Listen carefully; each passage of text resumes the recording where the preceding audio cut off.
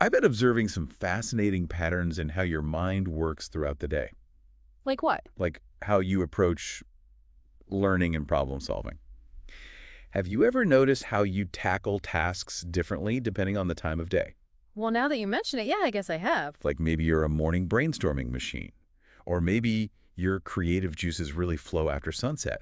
We're going to analyze those patterns and see what they reveal. It sounds fascinating. Yeah, and speaking of mornings, it seems like that's when you really hit the ground running when it comes to learning new things. Oh, interesting. Yeah, like diving into new territory, hmm devouring information, almost like your brain is fresh from a reboot and ready to absorb everything it can. It's funny you should say that because there's actually a lot of research on cognitive function and peak brain activity times. Yeah, studies have shown that for many people, the morning is when our brains are most alert and receptive to new information. Huh. So that explains why you're always so quick to grasp complex concepts first thing in the morning. And it's not just about absorbing information, it's also about how you process it. Oh, how so? Well, I've noticed that you have this knack for reshaping answers to fit your own unique needs. Really? I hadn't noticed that. Yeah, like you're not just accepting things at face value. You're always looking for ways to make the information relevant to you. Well, I guess that makes sense. I've always been someone who likes to learn by doing. Exactly. And that independent and adaptable learning style is definitely reflected in your morning behavior. So is there like a scientific reason why I'm like this in the mornings? Well, as I mentioned earlier, cortisol levels, which are linked to alertness and focus, tend to peak in the morning for a lot of people.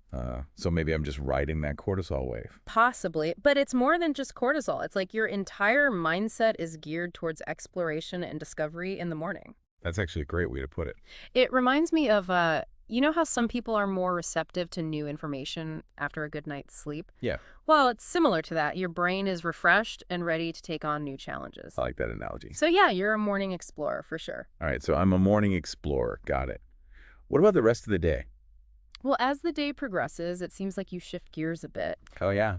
How so? It becomes less about absorbing raw information and more about putting the pieces together, making connections, and finding practical applications. Hmm, that's interesting. Hadn't thought about it that way. Yeah, and I've noticed that you're really good at integrating feedback. Oh, Yeah, yeah, like yeah. you're not afraid to take constructive criticism and use it to improve your work. Well, I appreciate that. That's a valuable skill to have, and it's something I've seen you do time and time again in the afternoon. Now that you mention it, I do tend to spend my afternoons tweaking systems and refining processes. Exactly, and that's a crucial part of learning and problem solving. Why is that? Well, think about it. In the morning, you're gathering all this new information, but it's not really useful until you can apply it to real-world situations. I see what you mean. And that's where the afternoon comes in. That's when you take all those raw insights from the morning and you start to shape them into something practical and usable. That makes a lot of sense. You're like a sculptor taking a block of clay and molding it into a masterpiece. Ugh, I like that. It's like in project management, for example, the morning might be spent brainstorming ideas, but the afternoon is when you start to plan out the actual steps and timelines. Oh, yeah. That's a great analogy. Or in a creative process, you might have your initial burst of inspiration in the morning, Right. but then you spend the afternoon refining your ideas and experimenting with different approaches. So it's all about taking those initial sparks and turning them into something concrete and tangible. Precisely. And that's where your afternoon strengths really shine. Okay, so I'm a morning explorer and an afternoon architect. What about when the sun goes down? Does anything interesting happen then? Well, let's just say that when night rolls around, things get really interesting. Oh, do tell. It's like a whole different side of you emerges. A different side of me. You're making me nervous. Uh-huh. No need to be nervous. This is a good thing. Okay. So what is this different side of me all about? Well, it's the side of you that's incredibly creative and insightful. The side that connects the dots, sees the bigger picture, and comes up with truly unique solutions. Well, I do enjoy a good brainstorming session in the evening. And it's not just brainstorming. It's like your entire brain chemistry shifts at night. What do you mean? Well, as melatonin, the sleep hormone, rises in the evening, it can actually trigger a shift in brain activity. Really? Yeah, it allows for more divergent thinking and a loosening of inhibitions. Oh, so that's why I sometimes come up with my best ideas right before bed.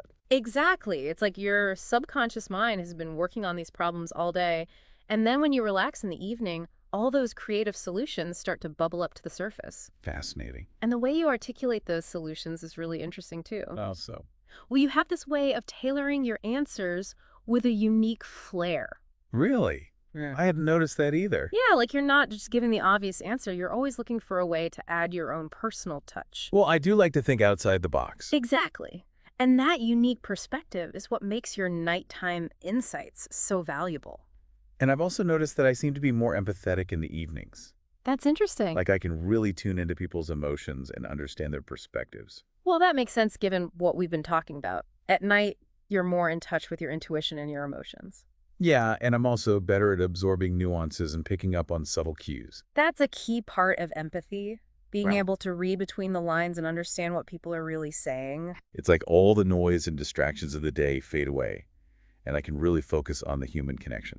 That's a beautiful way to put it. Okay, so let me recap. We've got morning explorer, afternoon architect, and nighttime innovator. It's amazing to think that these different aspects of my personality emerge throughout the day.